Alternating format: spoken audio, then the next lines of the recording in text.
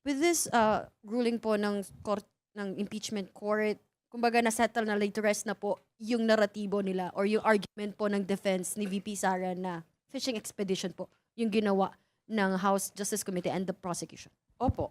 Kasi the mere fact na nag-grinant na nga yung pag-issue ng subpoena, hindi ito fishing expedition dahil nga naipakita yung relevance, yung materiality, at yung specificity ng mga ebidensya, yung mga dokumento, yung mga records na subject of the subpoena. Ganun kasi pag fishing expedition, yung parang hugot ka lang ng hugot kung saan. Wala ka namang basehan.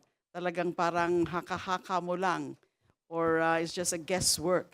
But how can be a guesswork when pinakita naman sa request for subpoena na yung mga hinihingi na mga records at mga dokumento ay relevant or directly connected related to the very issue of unexplained wealth at nakaspecify yung mga dokumento, yung mga records at kung saan ito dapat kunin, ipaproduce, anong institusyon, anong opisina, sino, kanino, sino yung custodian ng mga records na ito.